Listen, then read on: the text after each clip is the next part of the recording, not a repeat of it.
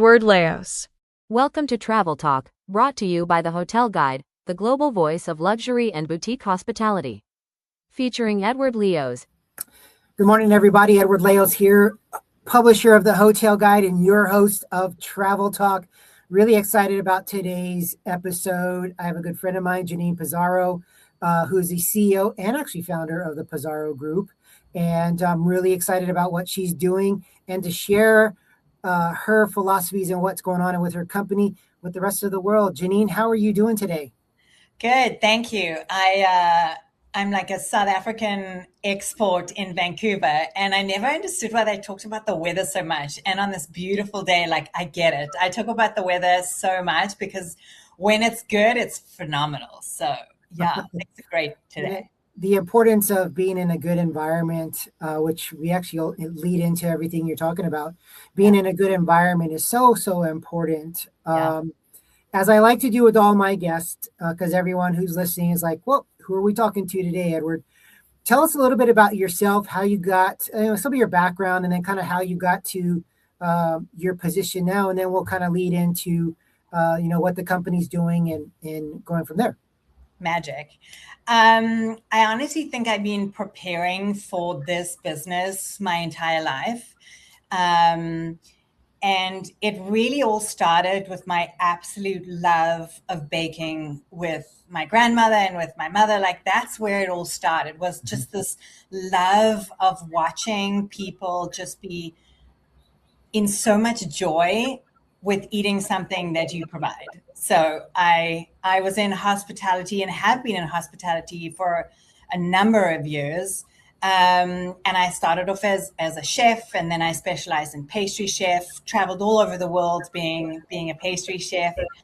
And in between that, I also did a BA degree in communications and sales. Like, those were my things, but it all came back down to people and what made them happy. And that was really the crux of it. And every sort of lesson that I've learned from then on, having gone through a lot of really traumatizing times when I was a kid, I became obsessed with how can I be the best version of myself? What is the skills I need to learn? And yeah, it went far past meditation or anything like that. It was this 25 years of obsessive research in terms of what makes people tick. Yeah. Well, and again, that leads us to why we're here today. So tell us a little bit about the Pezarro Group, what you're doing, and then let's talk about, like, what are your big visions and plans for the organization as well. Amazing. I feel very privileged to be creating this company. I've been coaching executive CEOs for about 8 years, 3 years very much all in. And the problem kept coming up of they were always exhausted. They were always tired. They always had low energy. Their restoration during the day was unheard of. And there was always this commonality, both within my clients, but also within myself, that every time that I would travel, I would literally pack a suitcase just for all of the things that I needed in order to have a restful night's sleep. And I just thought, this is not it. This can't be it. If you're doing everything right at home and you're eating good and you have your Oura ring on and you have all of these things, why is it that when you go on holiday or you go to a hotel, the promise is not there? And so I knew I couldn't do this alone. And so I've spoken to sleep specialists and industry leaders and experts, and really just spent the last 8 months understanding not only the philosophy, the psychology, but also what is the science behind what a human being, not, this person because they have more money than this person, what a human being across the globe, in any country, in any shape or form, would require on a basic level to have a good night's sleep and to have a restorative moment. So that's what I built. I built the standard. The standard. So talk a little bit about the standard, because we've talked offline before, we've had several conversations, and obviously you know that I'm a big fan of wellness, but also sleep and the importance that it plays in a daily life, not just when you're at home, but especially when you're traveling, and being able to take that into your, to your travel plans. Just how important is sleep, number one? And number two, what are some of the things that you're looking to do with the company to really be aligned with the hospitality industry for that? Yeah, so I love talking about the things that are going right. Like, what is the travel industry doing right, and what are hotels doing right? The first thing is hotels they're trying. They are trying, and they've been trying for a good amount of years. But if you have no idea what the measurable standard is, how would you know whether what you're doing is being beneficial or not?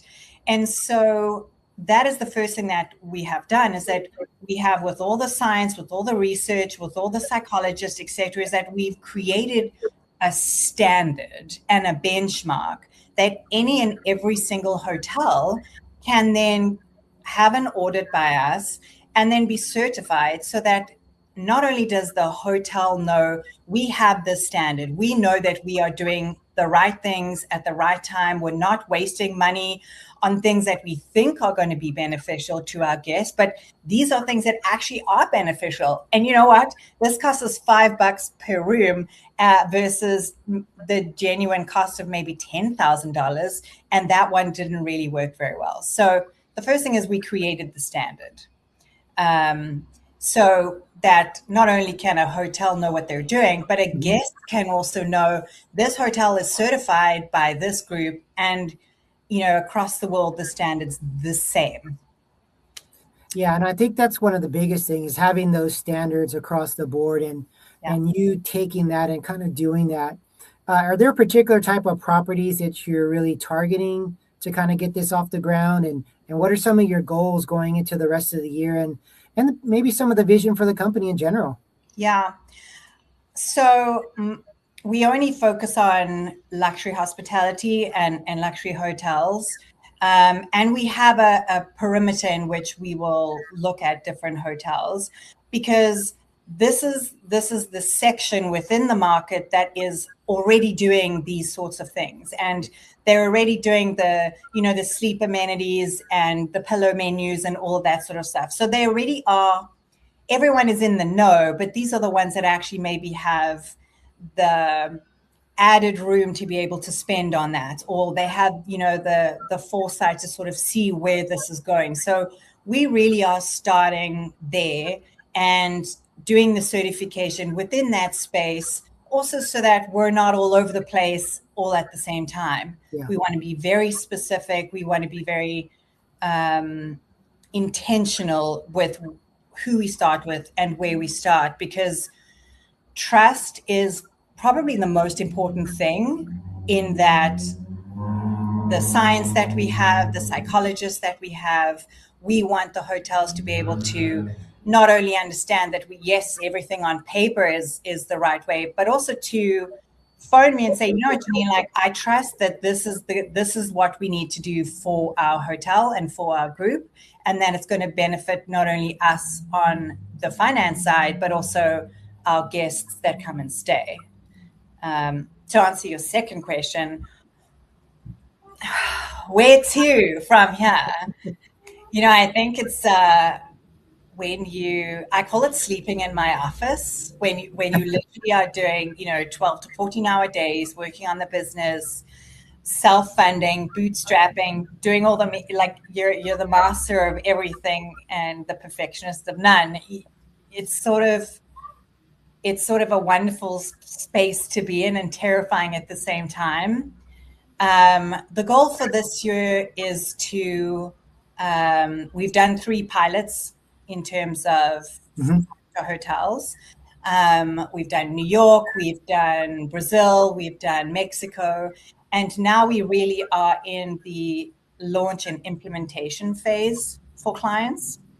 And this then we will then move into actually reaching out to hotels and starting to actively launch the program. Yeah, that's awesome. I'm looking forward to the activation and seeing how we can help you along doing that as well. So I'm really excited about what you're doing with the company. It's time for that to be the level, the standard that's out there. But let's shift a little bit from the professional side to the personal side. And I always like to ask my guests about travel, since we are a travel podcast. Yeah. Tell me what some of your favorite travel destinations have been, and then we got to have some bucket lists. What is on your bucket list for travel? Well, there's so many. I was thinking about this last night, and I gotta say there are quite a few, but there are two specific trips that I've taken. I call them the humblers because they have been the most extraordinary experiences. They really have humbled me as a person and also changed how I see things. The first one was definitely climbing the Himalayas and doing a trek through the Himalayas. Yes, the trek was phenomenal, but the most extraordinary part of it was just seeing the beauty and the simplicity in everyday living of the people that are living in these small little villages and making their fresh bread every day, and they're happy and they're smiling, and they just, nothing is being taken for granted, and there's no Chanel store or Birkin or anything like that. It's just so peaceful. Yeah. That was the most beautiful one. And the second one that also was life-changing was Antarctica. You're in between these monstrous glaciers, seeing the color blue that you can't ever describe to anybody because it was just so awe-striking. Yeah, it made me feel like, oh, okay, I'm like a speck. Oh, I can only imagine. Yeah, that was really, really beautiful. The bucket list, gosh, I have a lot, I've never been to Greece or Spain or Italy, and I'd love to look at those. And my absolute favorite would probably, or number one on the list, is Japan. I would love to live in Japan.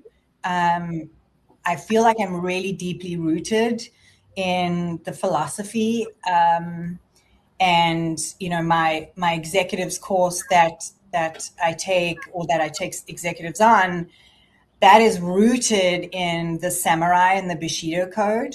And yeah, I take executives through a 12-week rooted in the Bushido, and I love it. It's so extraordinary. And also the Pezarro group is deeply rooted in ancient wisdoms, philosophy. It's really what makes us unique and different, because we're not just thinking about the science. We're not just thinking modern day. Yeah. Like, I'm going back to 5,000 years and saying, what did they do then? What was their understanding of sleep and restoration? And how can we learn from those decades and decades ago?